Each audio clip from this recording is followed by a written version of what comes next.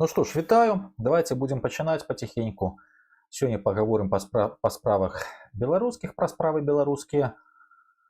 Стрым называется «Он не перамог, ён не проиграл». Ну, сами разумеете, что гэта пра Александра Лукашенко и пра будущие выборы, в принципе, пра расклад балансу у беларускай палітыцы.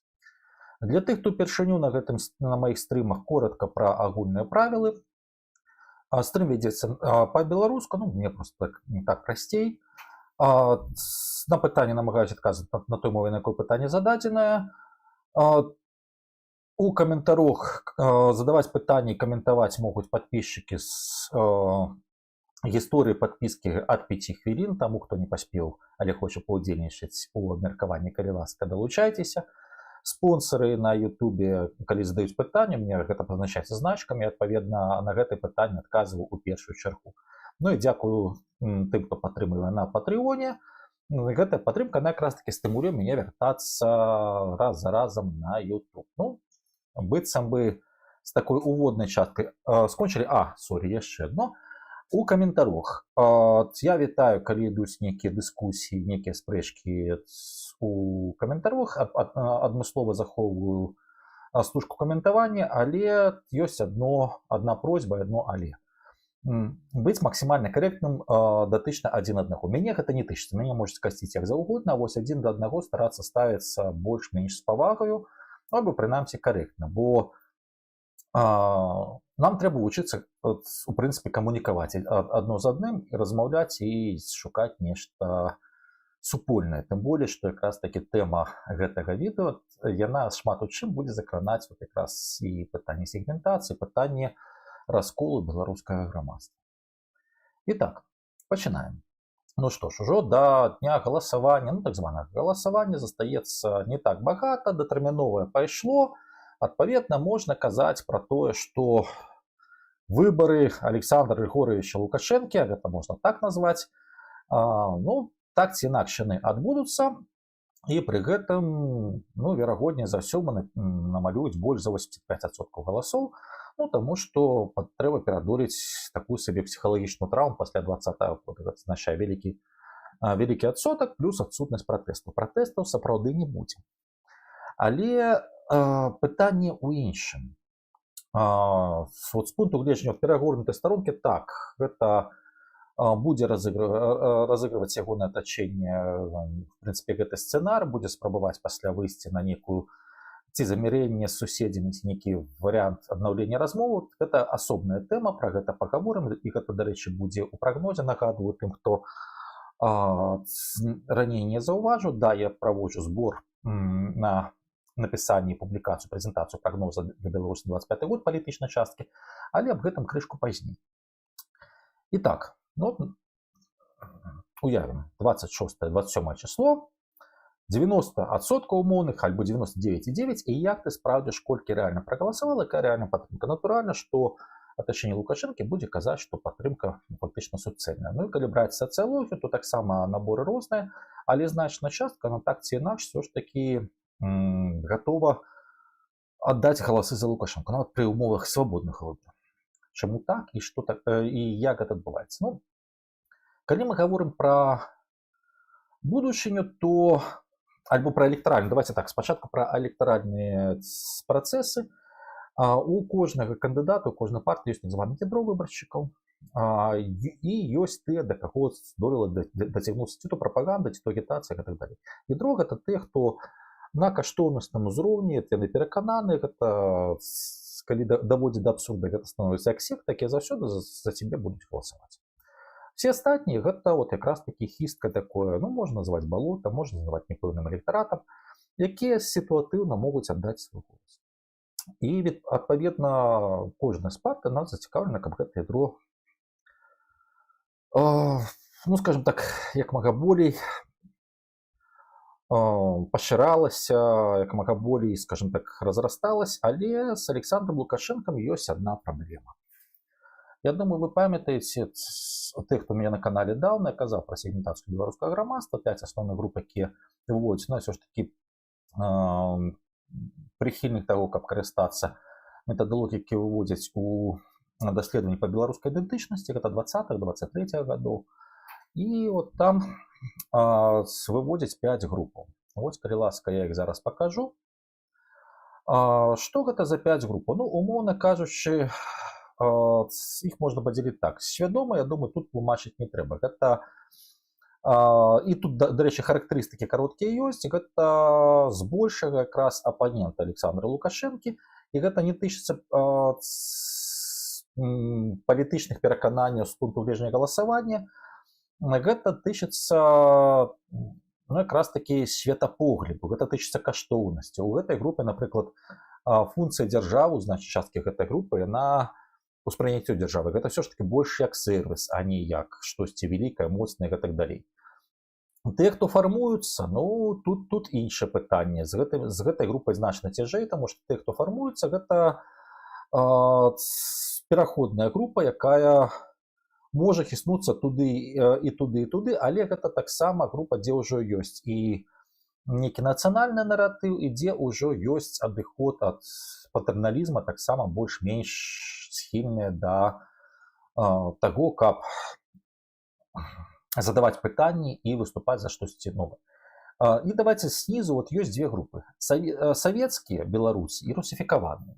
Вот русіфікаваныя гэта фактычна тая катэгорыя, якая не бачыць наогул каштоўнасці ў незалежнасці Беларусі, лічыць беларусаў, умоўна кажучы, субэтнасам Расіі, ну і выступае за вялікае аб'яднанне і так далей.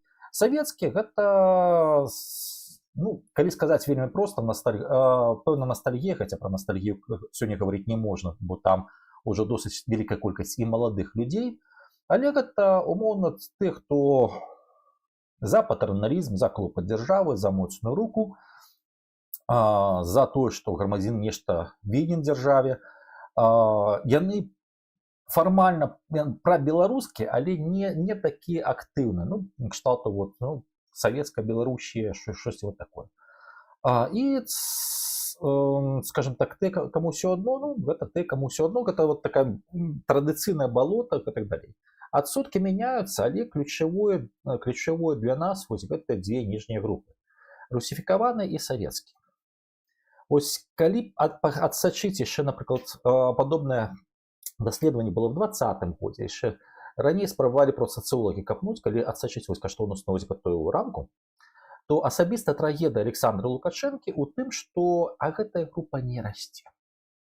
Яна, наадварот, змяншаецца, то бишь ад савецкіх пераходзяць у групу тых, хто каму ўсё адно, а з тых, каму ўсё адно, тых, хто фармуецца, ну і далей, адпаведна, пераходзіць у катэгорыю, частка пераходзіць у катэгорыю свядомых. Таму вельмі цікавая сітуацыя, што вось электаральнае ядро, якое ў любым выпадку будзе галасаваць за гэтую персону, яно звужаецца. Да астатніх трэба дагрукацца. І вот калі мы гаворым пра да астатніх трэба дагрукацца, вот тут пачынаецца самае цікавае. Я зараз буду паціхенечку даваць нейкі слайд. Чым дагрукацца? Ключавы механізм, скажем так, беларускай улады гэта тэлевізор, беларуская прапаганда. І вот тут маленькія просто серыя слайдаў. Даем один слайд. Ёсць такі сайт медіаізмеритель, які за дапамогай праграмных і апаратных сродкаў кантара праводзяць вызначэнне тэлевізійнай аўдыторыі. Яшчэ раз, гэта дзяржаўныя дадзеныя. Итак, што мы тут маем? Тут мы маем тры графіка. Вот першыя калонкі гэта те, хто вот фактычна людзі тэлевізара ад і да, другая гэта те, хто хаця б раз на дзень включаюць, но сярэдні час прагляду. Гэта дадзеныя за канец, за снежань 2024 год. Ну, падаецца шмат, 57%, хаця больш за 57%, хаця б раз включаюць тэлевізор. Так, гэта реально шмат, але давайте паглядзім дадзеныя 2023 года, таксама снежань. Бачыце ўжо розніцу, да? А цяпер дадзеныя 2022 года. О, прошу прабачэння, зараз знайду. Ось яны. Ось, а цяпер дадзеныя 2022 года. Калі не памыляюць, гэта... Да, ось яны. Бачыце розніцу? Фактычна у нас атрымалось, што 60 з копейкамі адсоткаў Причем снежень, вот тут важно, почему я взял снежень. Снежень это пик моменту, когда глядят телевизор. То бишь у іншыя месяцы люди все ж таки заняты іншым. То бишь зима это вот пик телевизора. Улетку гэта падае приблизно на адсоткаў 40 смотрибельность. Итак, еще раз два графика.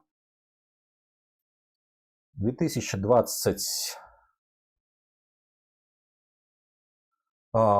и 2024, конец года. Ось я их зараз вывешу побач, каб вы могли побачить. Таким чином, колькасць людей телевизора зменшаецца. Причем зменшаецца вельмі істотна, вельмі хутка и по агульным даверы, и по тых, хто хотя б раз на день включае, и по часу прагляду. Адпаведна, калі у тебя база ідзе праз телевизор, ты можешь быть просто гениальным пропагандистом, ты можешь все, скажем так, тиснуть, але есть одно але. Тиснуть-то тиснуть, але калі твою пропаганду не глядяць, она не дзейнічае. Ты надзейнічае толькі ускосна, але гэта зноў-такі пытанне, гэта ускосна, но не так моцна. Наступная проблема для Александра Лукашенко – это фактично структура прагляду. Потому что, когда мы глядим популярность канала, то вельмі цікавая ситуация, что у большасці каналаў, зараз за гэты год я открою, як вы бачыце, што па вялікім рахунку істотна прысутнасць менавіта расійскага контенту, у тым ліку і расійскіх навінаў. Так, беларускія крышку падымаюцца ў параўнанні сітуацыі двухгадовай даўніны, але гэта, ну, як бы сказаць, не настолькі хуткі працэс. І што мы маем у такім выпадку з пункту гледжання электаральнага ядра Лукашэнкі? Электаральнае ядро Лукашэнкі, само тых, якія за яго будуць галасаваць, оно звужаецца. Станам на сёння гэта электаральнае ядро дабіраецца, умоўна кажучы, прарасійскім. За кошт прысутнасці расійскіх каналаў, то, што сацыялогія паказвае, у прынцыпе, группа прарасійскіх хутчэй всё на крышку подросла. Зноў адсотку до 7, як было ў 2018 годзе. Яшчэ раз, дадзеныя па групах это 23 года. Зараз крышку змяніліся, таму што савецкіх стала яшчэ меней. Але пытанне ў іншым. Пытанне, што савецкія перапаўзлі часткова у тых, хто фармуецца, альбо тым, каму ўсё адно, і прарасійскіх. Ну, таму што людзі тэлевізара на гэта глядзяць. І з прарасійскім ёсць адна праблема. Яны любяць Лукашенко адпаведнай генеральнай лініі Кремля. Дапокуль там кажа, што Лукашенко наш саюзнік, все нормально. Як толькі скажа, што а ніфіга, яны могуць нават далучыцца да пратэсту, што было, дарэчы, у 2020 годзе. І вось гэта першая кропка непэўнасці Лукашэнкі. Вот запомнілі, якраз такі прарасійскі і адкол ад прасавецкіх. Другая частка, за кошт чаго ён спрабуе зараз аб'яднаць грамадства і выйсці з якімі наратывамі. Вельмі важная рэч, таму што по вялікім рахунку у Беларусі тых, хто пойдзе на выбары, яны будуць за яго галасаваць, нават тых, хто будуць реально за яго галасаваць, таму што няма іншага. Вот глядзіце, сярод ключавой ідэі, абы не было вайны, што Лукашенко кшталту абараняе ад вайны. І, на жаль, вот тут якраз такі апаненты Лукашенко, яны гуляюць яму на руку. Чым гуляюць на руку? Таму што яны кажуць не пра рызыкі прыходу вайны, таму што калі ты працуеш у фармаце контрпрапаганды, ты береш тезіс свайго апанента і ты спрабуеш на ім гуляць. А пасля ўжо вводзіш свае. А тут не, тут ведаеце, вот, што называецца, як бараны вароты, альбо як Кандрат Карпыў дыпламаваны баран, лоб баліць, але гаворым тое самае. Вось. І фактычна без спробы выкарыстаць рыторыку самога Лукашэнкі проста в лоб. Не, вайна. Так, гэта зразумела звонку. Але пытанне ўнутры, гэта не, скажем так, не відавочна. І таму гэта не заходзіць. І можна было б гаварыць пра, скажем так, павелічэнне рызыкаў вайны для канкрэтнага чалавека, калі ты ўжо займаешся контрпрапагандай. Ну, але апаненты фактычна вот перад 25 годам далі такі проста тлусценькі пас Лукашенко. Наступнае тое ж самае недаіграная тэма акупацыі, вот, якая дазваляе пасля у сярэдзіне напрыканцы 25 года таксама абыграць з боку ўладу. Але сутнасць не ў гэтым. Калі няма моцнага супрацьстаяння, А моцнага супрацьстаяння няма таксама яшчэ па адной прычыне, гэта ізноў-такі глядзім, окей, калі людзі не глядзяць тэлевізар, што на іншых глядзіць. І вот я ўжо в каментах бачу, што там мала пытанняў пра свядомых. Ну, малая група. Але пра гэта давайте крышку пазней. Але пытанне такое. Пакуль што проста адзначым, што сама контрдзейнасць апанирования Лукашенко, ну, фактычна, она шмат у чым правальна. І пры такой дапамозе ты фармуеш 2-3 тэзы, якімі фактычна Лукашенко выходзіць на страху, і ты вылазіш. Але ёсць адно маленькае але. Вот каб все было так цудоўна, чаму ж ён так нервуецца? А ён так нервуецца, таму што ён ведае вот зноў картинку. Яшчэ раз тая ж самая сегментацыя, што яго электаральная база слабая. Астатнія якраз такі калі і пагаджаюцца з тым, што вот гэтыя выбары будуць, не будуць прымаць альбо арганізоўваць прымаць удзел у нейкім актыўным супрацьдзеянні, гэта з аднаго боку рэпрэсія, з другого боку няма ідэалагічнай канструкцыі, за што выступаць. Таму што супраць можна, а вот за што. І адпаведна, ну, гэта ўспрымаецца багацьма як лепшае з горшага, з таго, што ёсць сёння. Але сам Лукашенко ведае, што нават 90%, нават калі гэта будзе, допустим, нават там з іх 70 будзе рэальна, што ягона это 30-ка, а все астатняе гэта чыста сітуатыўнае галасаванне. І з-за гэтых нерваў мы бачым гэтыя праявы на вонкі. З аднаго боку, гэта рэпрэсіі тых, хто можа нешта арганізаваць. Вот зноў-такі пайшлі хапуны, праходы, там прэвентыўныя размовы. А з другого боку, паглядзіце набойкі павукоў у баначкі, наезды на прарасійскіх актывістаў. Так, там маленькая маргінальная група. Але пытанне ў тым, што она завязана на Маскву і каштоўнасна, і арганізацыйна, і так далей, і зараз таксама, ну, прынамсі, з публічнага поля будуць выціскаць. Таму што была патрэба, скажем так, аб'яднання ўсіх сіл, які маглі выступіць за Лукашенко, а зараз гэта небяспечна, таму што гэта не твае. І вось пачынаецца вот такая грызня ўнутры. Окей, ты пагрызся, все нормально, выбары намалявалі. Але трагедыя, вот асабістая трагедыя Лукашэнкі, гэта узгадайце, колькі разоў он уже хацеў, гаварыў пра ідэалогію беларускага государства. Вот тых, хто займаецца нейкай грамадскай ці палітычнай дзейнасцю, ці служыць за навінамі, я нагадаю, што першы раз такія размовы пачаліся ў 2003 годзе. В 2006 мусілі ўжо напісаць, вот, разумееце, вот. Зараз які год на вуліцы? Напісалі, да? Вось. Пытанне такое, што окей, ты зараз адштурхоўваеш альбо будзеш затыкаць рота прарасійскай. Ну, таму што ты любіш уладу, і табе гэта патрэбна. Окей, а хто ты такі? А вось калі адказаць на хто ты такі, тады атрымліваецца, што ты мусіш апеляваць да чагосьці іншага. А да чаго? Таму што пра беларуска, яўна пра беларуска, ну для цябе таксама чужое. Вот. Бо нават фармат Марзалюка ён для Лукашенка на пэўным этапе падаўся ўжо занадта экстрэмісцкім. Яго ж так і не ўвялі ў гістарыяграфію цалкам. Таксама забаўна, правда? Вось. І тым болей, што шмат чаго панагаварылі ў часе палітычнай барацьбы з 20-го года. Таму адсотак ёсць, а за ім пустача. Плюс, апроч адсотка, пытанне вот тое, чым я даракаў і адных, і другіх, гэта пытанне карцінкі будучыні. Што ты будзеш рабіць пасля з Беларусю? Таму што Александр Лукашенко ключавое, гэта вот у нас будуць цяжкія гады вакол врагі, но мы выстаім, мы будзем жыць чуть лучше. Лепей, чым што? Лепей на колькі? Кім ты будзеш? Лепей параўнальна з кім? Нават на такія простыя пытанні, вот гэта дзяржаўная прапаганда, яна ўжо сыпецца. Окей, мы будзем жыць лепей. Ну, окей, добра. Параўнанне з Расіяй. Параўнанне з Казахстанам. Я ўжо не кажу, там Польша, Літва. Берем ЕС. І нават тут уже пачынаецца прасяданне, таму што адказу тут няма. Вось. І, адпаведна, да, гэта пытанне такое, дзень пражыць, ноч прадзяржацца. Пры гэтым, вот рэжым такі заціскання гаек, і мы з апошніх сілаў стаім, трымаемся, ён таксама ўжо, ну, прыстойна надакучыў нават ягоным прыхільнікам. Тое ж самае беру з Чатам Хаус з апошняга, што пан Астапе не прэзентаваў. Нават пытанне вот такое трыгерыць шмат каго, гэта пытанне па палітычнай рэпрэсіі. Калі ласка. Прошу прабачэння, гэта пытанне па моцнай руцэ, па палітычных рэпрэсіях не ставіў, але сраю паглядзець тую прэзентацыю, там вельмі цікавая рэч, што нават у пытаннях палітычных рэпрэсій і што мае быць стаць болей ці меней колькасць рэпрэсаваных і мае быць нейкая амністыя, нават прыхільнікі Лукашэнкі выступаюць, што давайце ўжо адпускаць гаечкі.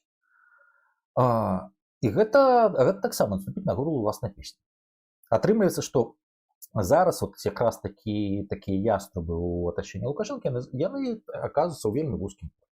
Іх пакуль не мочаць ідэалагічна, але паглядзім, што будзе далей. І вось гэта якраз такі, што табе трэба пералапаціць, перафарматаваць уласную, назовем так, уласнае атачэнне, трэба перадумаць той, як ты выкарыстоўваеш уласныя ідэалагемы, гэта для яго кепска, для яго небяспечна. І цяпер, і гэта ў тым ліку не дае гарантыі, што праблемы не паўторацца ў недалёкім будучым. Ну, а цяпер берем яшчэ адну дадзеную. Дадзеная гэта Chatham House, апошняя хваля. Адразу хочу папярэдзіць, тут пытанне такое, што у гэтых дадзеных ёсць адно але. Гэта тэлефоннае пытанне гарадскіх жыхароў.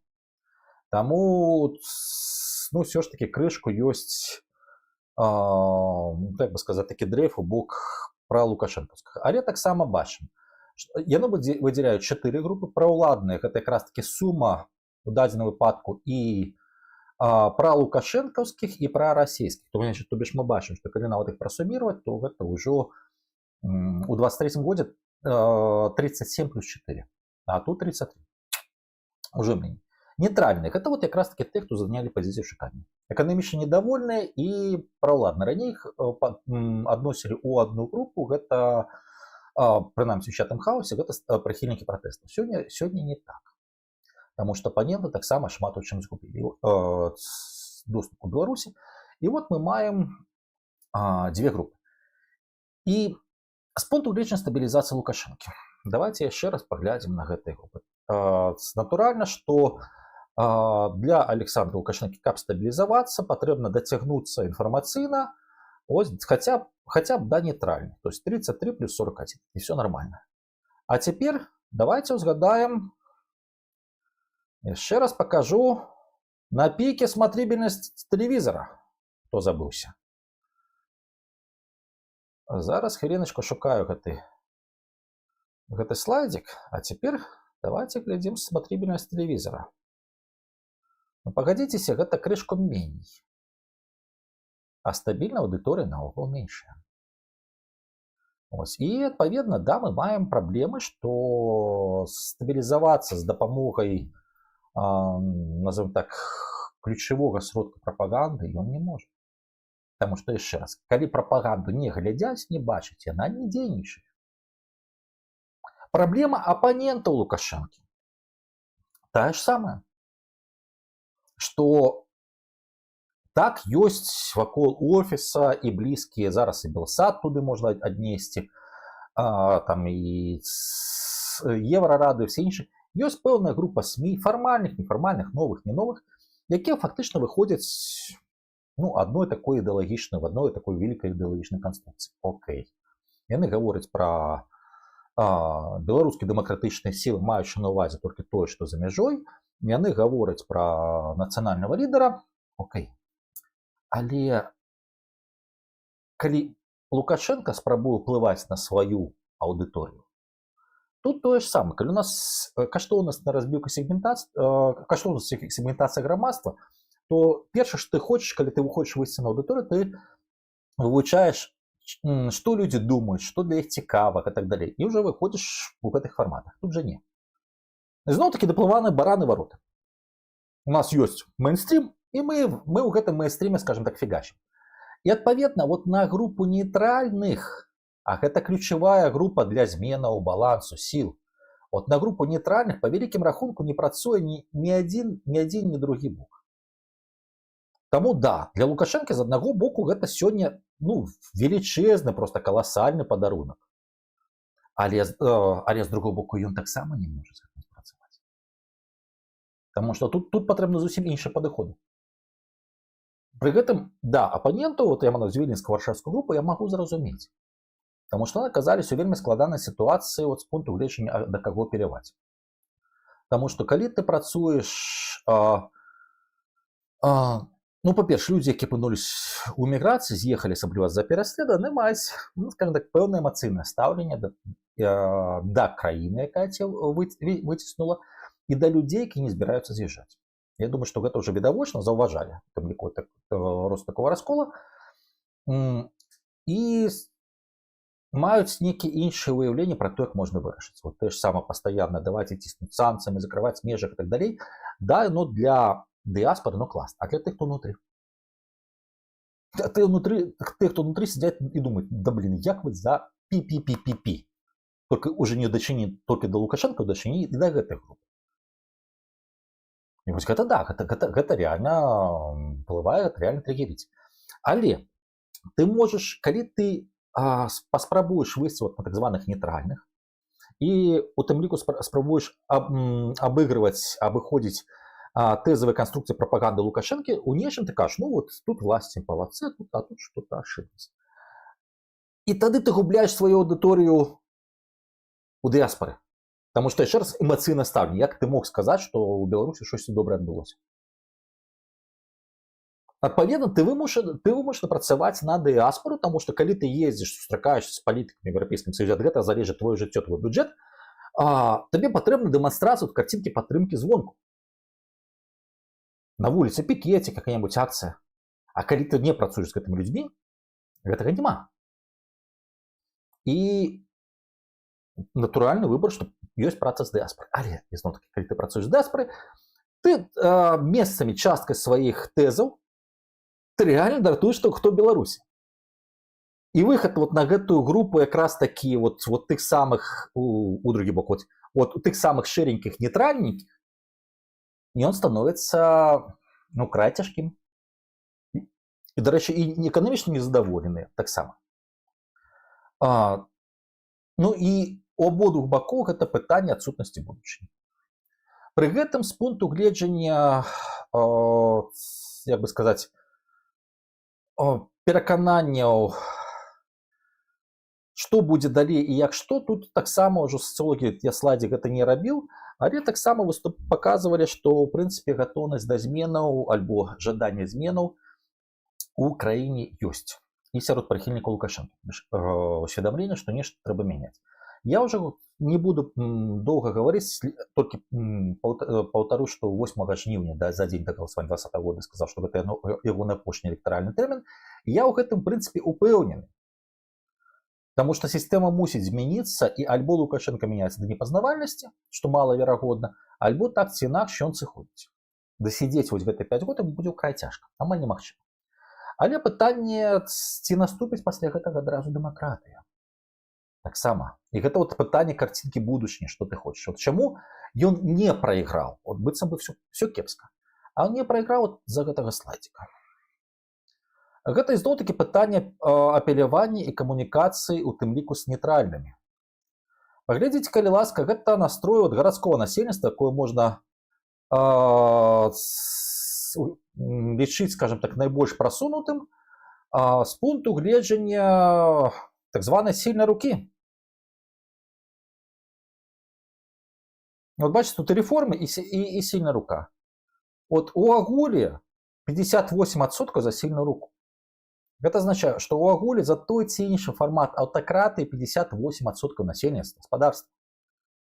А гэта немагчыма змяніць, калі ты не працуеш з групамі па-за тваёй. Прычым праўладныя, вось яны, бачыце, сярод праўладных большасць. І вось у агуле 26%. Вот пра дэмакратычна альбо свядома, вот тут якраз такі менш за ўсё. Але гэта 13% з гарадскога насельніцтва.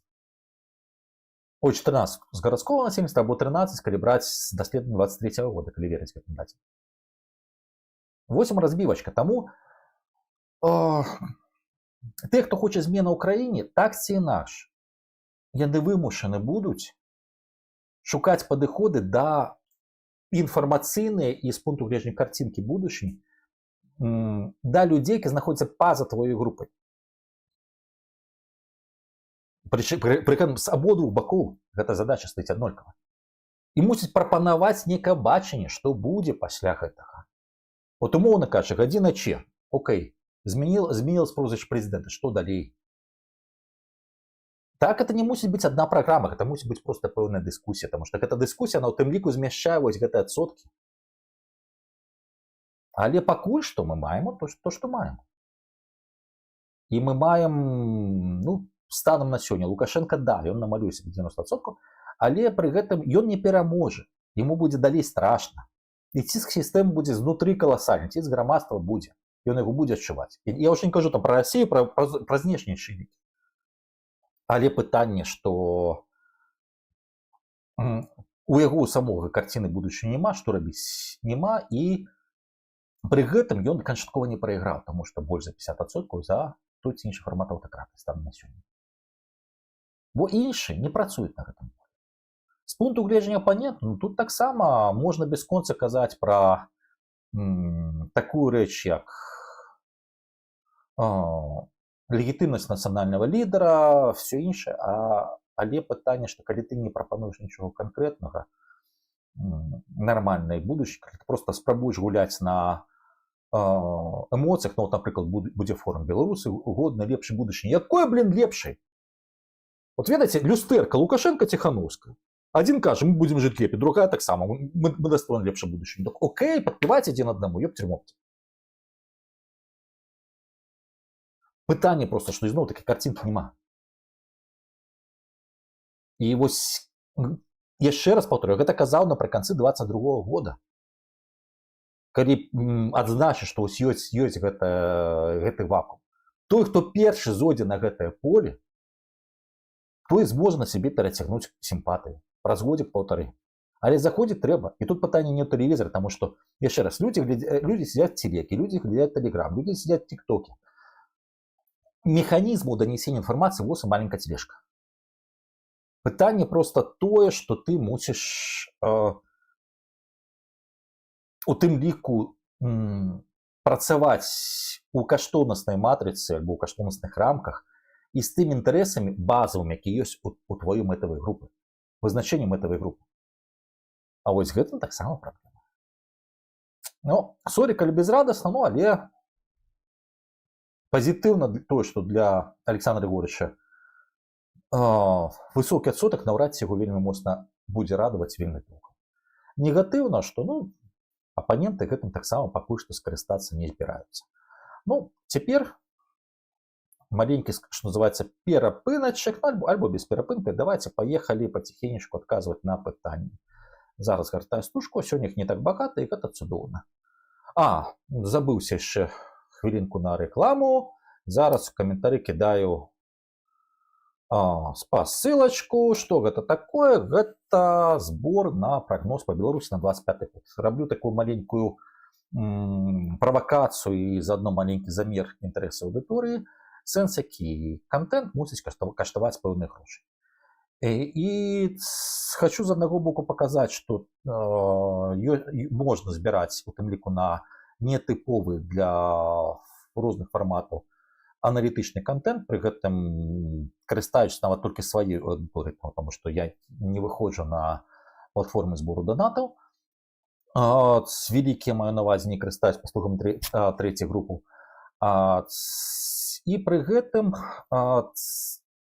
гэта пэўна з аднаго боку, гэта пэўна самастойнасць, з другого боку, гэта адчуванне людзей, што яны захацелі прадукты, натрымалі. А трэцяе, ключавое, гэта ў тым ліку дэманстрацыя, што не ўсё залежыць ад грантавых грошай. Што пры жаданні, што калі ты хочаш нешта рабіць, то гэта можа акупацца. А гэта ўжо закід, што называецца, на другі бок.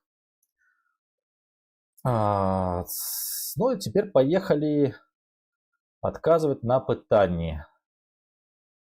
Так, ну тут пытанне пра Батумі, гэта не да мяне, ці ёсць адчуванне даходу рускага свету, гэта не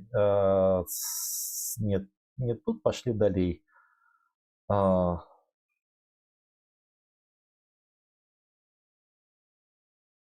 Так. Я не могу мець адносін з прыхільнікамі рэжыма рускамірскімі. Гэта пан Хмара. Разумееце, адносіны не. Але размаўляць і шукаць над чым, як іх пераканаць, давядзецца. Таму што окей, калі вы просто нават у часе вайны ёсць такая штука, як інфармацыйная аперацыя. Мы пра гэта чулі. Вот інфармацыйная аперацыя гэта якраз такі інфармацыйныя адносіны з прыхільнікамі тэзаў, якія ты не ўспрымаеш, якія для цябе чужыя. Для таго, каб іх альбо дэзарганізаваць, альбо з цягам часу перацягнуць у нейтральны статус, а ў будучым на свой бок. Калі я просто не буду мець ніякіх адносінаў з гэтай часткай беларускага грамадства, ну окей. Гэта стану на сёння траціна беларускага грамадства. Што з імі рабіць, калі, ну, допустим, штосьці здарыцца і змяняецца ўлада? Кожнага трэцяга. Куды? Таму казаць, што я не буду мець адносіны, ну, можна пайсці шляхам рэпрэсій, але шлях рэпрэсій ён спрычыняе эфект маятніка, калі то ідзе ў іншы бок. Яны вяртаюцца да сілы, і зноў гэта, скажем так, ідзе нанова. Ігор, ви довіряєте опитуванням ступені Шевардамаскова? Ну, слухайте, Оле запитала, цілковітої довіри до будь-якого набору даних в Білорусі немає.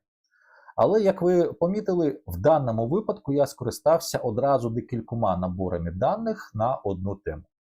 Тому що, звісно, що ефект помилки він може бути достатньо великий, більше ніж стандартні там 2-3%. Але при тому, якщо у тебе є декілька незалежних наборів даних, які показують одну і ту ж тенденцію, ну це швидше за все означає, що ця тенденція має бути. Тому в даному випадку щодо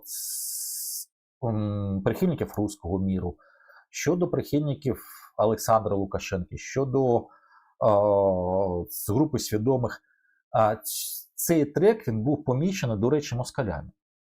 Це в ЦИОМ 2018 року, коли вони спробували розібратися, чому не працює інтеграція, чому білоруси з однієї сторони говорять про інтеграцію з Росією, з другої сторони не голосують за політичну складову. Маю на увазі не референдум, а от виступи, настрої. Вони спробували розібратися, для них це був шок. Після цього працювали дуже цікаві соціологи, які рік проводили глибинки по Білорусі. Вони видали зрештою книгу, яка називається «Розібратися в Білорусі». Дуже раджу. Це саме, ну, такі, як би сказати, препарація світопогляду радянської Білорусі. Дуже цікава річ. Далі були дослідження по білоруській ідентичності, далі декілька соціологічних наборів даних, вони показували одну і ту ж тенденцію. Це означає, що принаймні про цю тенденцію можу говорити. Тому що, якщо ви звернули увагу, я не акцентуюсь на певних конкретних відсотках, там, от, до там, 10-ї долі. Я допускаю, що загальна помилка може бути навіть 5%, і це цілком природньо. Причому, якщо ми говоримо про, скажімо так, дані пана Степені, я одразу говорю, що це міське населення, без села. А село, воно має дещо інший настрій тут також. Якщо ми говоримо, припустимо, про електоральне вподобання, ну, я думаю, ви, як людина з України, розумієте, що навіть район та місто, воно можуть голосувати по-різному. Як по-вашому, Ігор, ці не погрожає нам тотальна русифікація? Ну, вона погрожає постійно, і, на жаль, це є.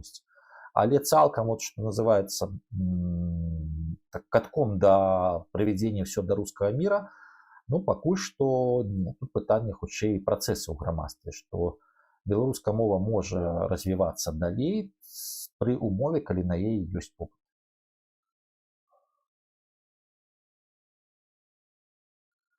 Ігор, що робити з русскими мігрантами і росіянами? Білорусизація займає некілька поколінь. Відається, питання з русскими мігрантами, я от так само вже казав про гэту цудоўную книгу «Разобраться в белорусах». Сами российцы вызначили одну великую проблему. Мигранты из Российской Федерации, так, значит, частка з них не становится белорускамоўнымі.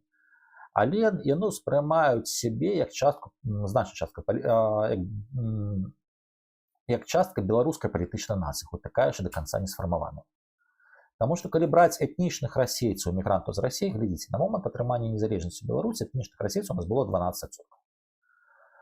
Калі мы говорим про міграцыйны прыток з Расійскай Федэрацыі, у нас ёсць, яна у нас пастаянна зарастае. Таму па ідэі гэтая група яна мусіла ў адсоткавым вымярэнні заставацца прыкладна той же самы. Гэта якраз носьбіт ідэі рускага свету. Але Беларусь адна з нешматлікіх дзяржаў у свеце, дзе нават маючы міграцыйны прырост з Расіі, менавіта рускіх, я не кажу пра этнічных беларусаў, гэтыя людзі палітычна сябе адносяць ужо да мясцовых, няхай не да беларусаў, але да мясцовых, альбо беларусаў так агульнапалітычна. Гэта першы крок якраз такі да сшывання палітычнай нацыі. Таму ў гэтым чакаць, што яны там будуць зусім за дэмакратыю, за ўсё іншае, паглядзіце на раскол беларускім грамадстве, яны ў розных групах. Але іх дзеці яны могуць цалкам далей асімілявацца ў грамадстве абсалютна спакойна. Таму для Расіі гэта якраз такі праблема, што гэта ядро рускамірскіх яно нестабільна. У нармальнай сітуацыі, калі няма жорсткай прапаганды, яно пастаянна змяншаецца.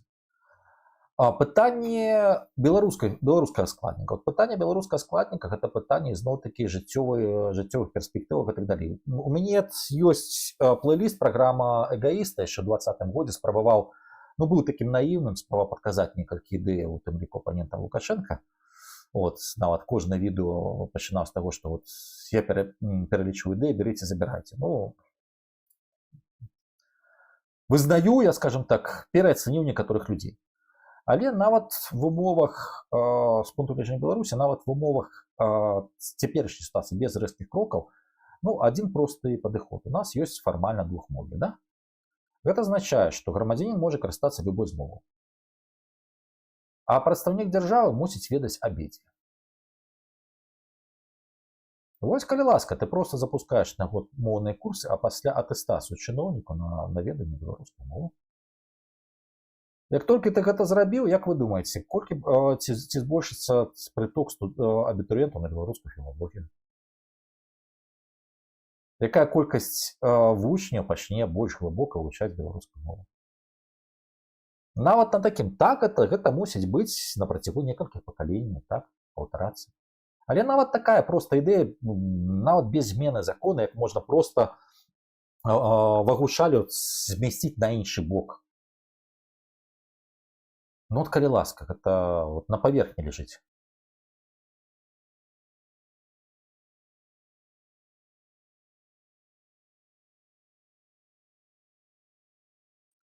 Зараз ад такіх беглых рускіх шышна гатовы забіваць беларусаў у выпадку, калі беларусы захочуць вярнуць кантроль над краінай і гатовы прызываць РФ да анексіі. Так, значная частка такіх беглых рускіх, яшчэ раз, асабліва калі прыезд пасля 19-го года, так, яны ёсць, яны будуць. Пытанне ў тым, што яшчэ раз, што іх сацыяльная група, яна адносна невялікая. Таму ёсць адзін працэс, гэта паступовае збліжэнне або асіміляцыя, а другі працэс з такімі рэзкімі, пры змене ўлады і пры выступах супраць беларускай дзяржаўнасці, давайце так, ізноў-такі без змены законаў. Ёсць заканадаўства пра экстрэмізм, пра распаленне нацыянальна важнейшых і так далей. Мне далей тлумачыць? Яшчэ раз, нават механізмы сістэмы, якая ёсць, пры жаданні можна развярнуць у любы накірунак.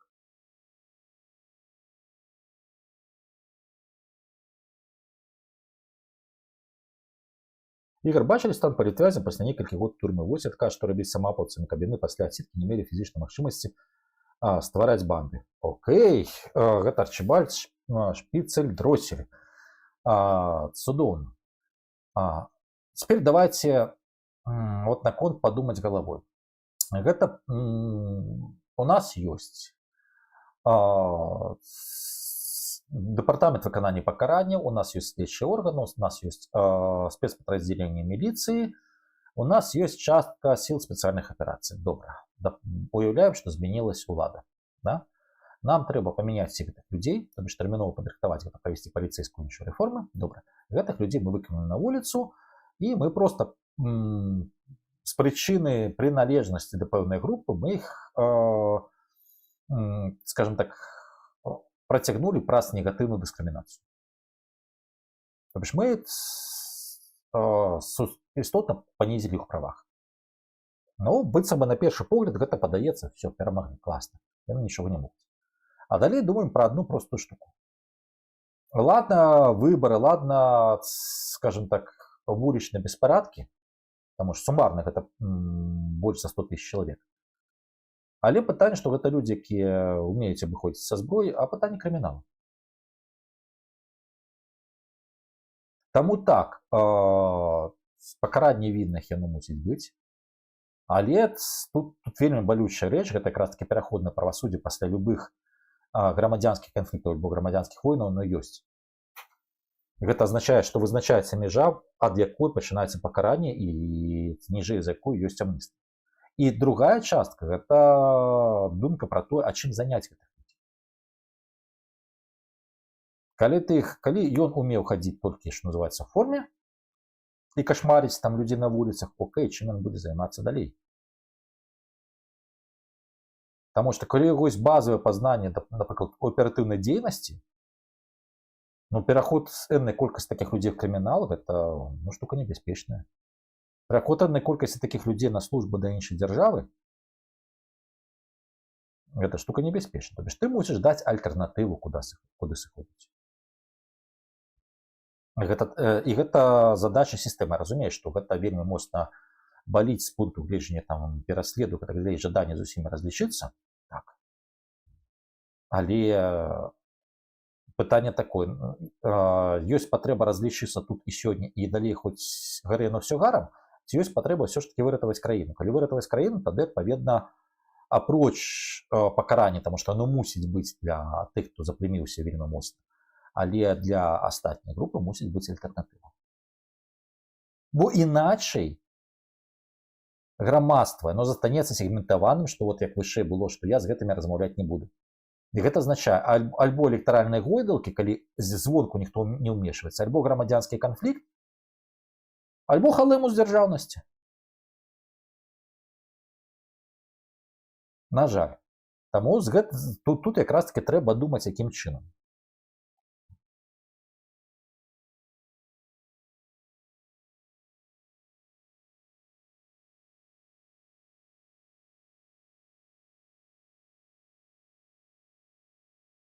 Як оцінить трек білоруської позиції до того, щоб обміняти передзвонювальних на санкції? Це новий підхід відмови від подальшої боротьби? Ви просите відказати по-білоруську? Окей. Глядите, гэта не адмова ад барацьбы, просто так. Пытанне гандлю палітвязьмі, на жаль, гэта бізнес-схема Лукашэнкі. Да. Ён імі будзе гандлявацца. Іншая справа, што калі гэта просто адмена санкцый на голову палізнявольных у тым фармаце, якім гэта было з 2005 по 2009 год, у тым фармаце, якім гэта было з 2013 по 2016 год, гэта не дае пэўных вынікаў. Таму тут, па-першае, сам санкцыйны ціск, ён мусіць быць просто крык уводзьце санкцыі, ён, на мою думку, безглузды, таму што гэта як у анекдоце: папа, водка падаражала, ты будешь меньше піць, нет, сыночек, ты будешь меньше кушаць. Ось, таму гэта якраз такі пытанне уплыву на тых людзей, якія ў Беларусі. Санкцыі мусяць у першую чаргу абмяжоўваць магчымасці якраз такі групы, якая сканстравала ўладу ў сваіх руках. А такіх магчымасцей ёсць. Ну, тое, што з нядаўняга, што пазітыўна, напрыклад, часткова палезлі глядзець пра бізнес, які ідзе праз Арабскія Эміраты. Даст Бог, пачнуць глядзець пра бізнес, які ідзе праз Сербію. А там вельмі цікава. І на афрыканскім накірунку, і на іншых. Вось з гэта можна, скажем так, бароцца. Тое, што з моцнага удару, які зрабіла Літва, фактычна і палітычна, гэта пачатак вельмі жорсткай барацьбы з кантрабандай цыгарак. Таму што яны ў такім выпадку палезлі так, зменшылась колькасць на Літоўскую рэспубліку, на краіны Балтыі, адпаведна зменшылись доходы, але вольны аб'ём палезлі яшчэ больш на Расійскую Федэрацыю. А гэта ўжо канфлікт з маскалямі. Калі ласка, яшчэ адзін варыянт. Тут проста механізмы трэба думаць. І з пункту гледжання адмена, так, трэба можна гандлявацца, але пры ўмове, што і трэба гандлявацца, што гэты гандаль, на першую чаргу, все палёгкі ідуць на грамадства.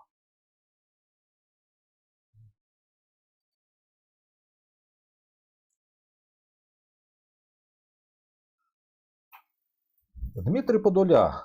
Мабуть, Кучма правильно писав, Україна не Росія. Треба було дописати не Білорусь, яка в тапочках на скам'ячку. Ну, пане Дмитро, звісно, що Білорусь не Україна не Росія, Україна не Білорусь, Білорусь не Україна, не Росія, не Польща, ніщо. І я вважаю це проявою абсолютно недалекоглядності дивитися на світ через глобус власної країни. Тому що москалі вони спробують всіх мірити москальськими мірками, що от всі мають бути як ми, і відповідно вони реагувати так. Це, до речі, ці помилки москалів, вони з точки зору політичних інформаційних кампаній, вони рятували і Україну, коли москалі в інформаційних кампаніях помилялися, вони рятували і Білорусь.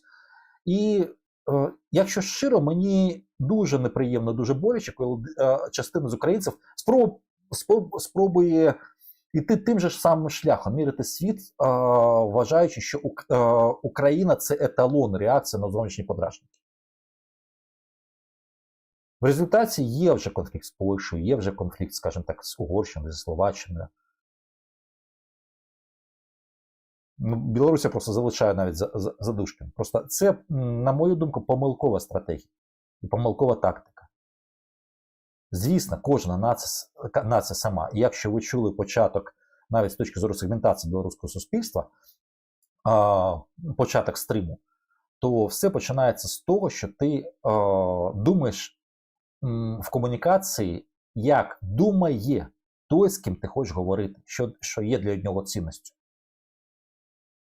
Тому що наведу дуже цікаві дані. От з точки зору сприйняття держави, як сервіса цієї держави, як патрон. Парадокс, але рівень патерналізму в Україні значно вищий економічного. Будь ласка. І це вже останні роки 15. Наші нації, вони схожі мовою, і вони схожі культурою, але системою мислення ми докорінним чином відрізняємося. Є плюси і мінуси кожної з націй. Якщо хочете, там на сайті я колись писав про відмінності та схожість, пошукайте, будь ласка, там десь 16-17 рік. Знову там можна почитати з прикладами.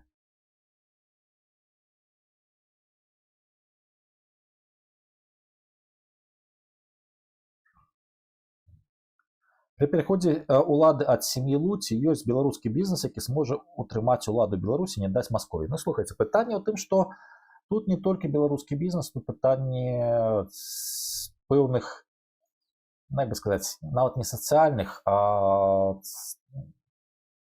економіко-політичних груповок, економіко-бюрократичних, як завгодно називається.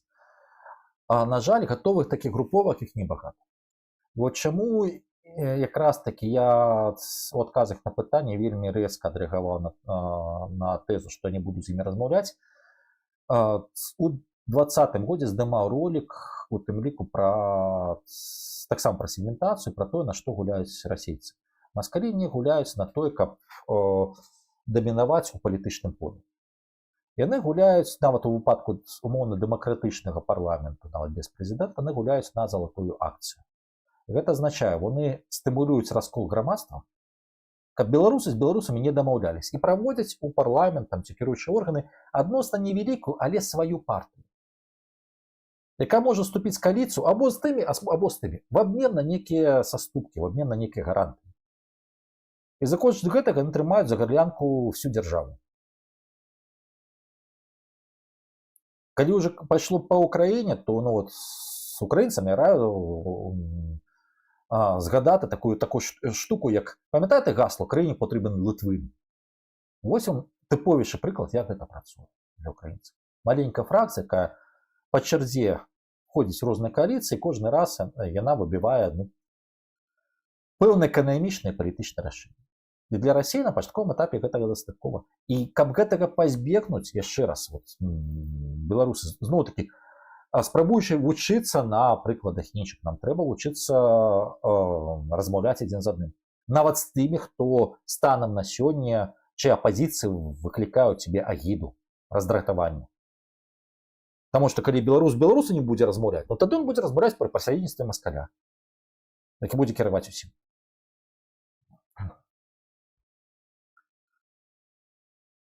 Недавно была встреча МЗС Талібам, чым гэта пагражае? Ну, гэта спроба пагандлявацца, тут пагрозаў такіх моцных няма, гэта хутчэй спроба зарабіць грошы, тым болей, што в Афганістане досыць, скажем так, упэўнена сябе адчувае Кітай. Гэта гульня па кітайскім трэку. Так, ну, Ола, справедливости заради ми не могли уникнути конфлікту з Польщею і Словаччиною, бо коріння цих конфліктів саме в внутрішній політиці СК і ПЛ. Ну, тут можна окремо сперечатися по-різному, питання в комунікації. Просто задайте собі запитання. Ми маємо польські інституції, які працюють на Україну, вивчають Україну, а скільки українських інституцій глибоко вивчає Польщу? При тим, що в Польщі сидить станом на сьогодні більш за 3 мільйони українців. Друге запитання – роботи з діаспорами, якщо йдеться про Україну. З тих декількох мільйонів українців частина вже має право голосу, вони вже отримали громадянство. Їх можна вважати зрадниками, а можна вважати ресурсами. Як це робить ті ж самі москалі, просто працюючи з ними, в тому числі культурно і політично тощо. Тому що вони обирають депутатів і місцевих рад, тих, хто мають громадянство Польщі, і парламенту, і Європарламенту. Якщо у тебе є хоча б 500 тисяч виборців, це принаймні 3 депутати парламенту і 1 депутат Європарламенту, будь ласка. Які обрані за рахунок українських голосів. І з відповідною позицією. Але сама Україна цим не користується. Також один з прикладів. Те ж саме по Італії ми пишалися тим, що там більш за 300 тисяч у 2019 році, скажімо так, отримали дозвіл на проживання, частину громадянства. Перепрошую, по Італії це ось вам типовий приклад. Це питання впливу на місцеву політику. Тому, на жаль, тут так, в теперішній ситуації уникнути неможливо. Тому що якщо і одні, і другі йдуть на конфлікт, конфлікт буде. А якщо ти думаєш, як альтернативними шляхами зменшити вирогідність конфлікту, або збити його гостроту, ну тоді можна, в принципі, переходити до співпраці. І неможливого, що от неможливо уникнути, ну такого немає. Завжди можна знайти варіант. Навіть не поступаючись своїми інтересами. Докладніше, що не треба поступатися своїми інтересами. Треба шукати варіанти він-він. Вони не завжди от, в площині, про яку комунікують, говорячи про конфлікт. Вони можуть бути десь збоку, десь більш глибоко. Ну что, господарство, ой, в годину мы поместились. Дякую за тем, кто был, дякую тем, кто глядел. Я ще раз посилочку на збор по прогнозу кидав. Традиційно не верьте ни одному моему слову, проверяйте, перепроверяйте кожну тезу, кожный факт. Думайте своей головой, потому что верить говорящей голове, это, ну, самое опошне, что человек может себе дозволить. Бо это, ну, фактично, гребование званием человека разумного. Тому не верьте, погоджайтесь, не погоджайтесь, але думайте своєю головою. І нарешті, остатнім радості, щастя, удачі, мирного неба вам, дорогого. Всього найліпшого.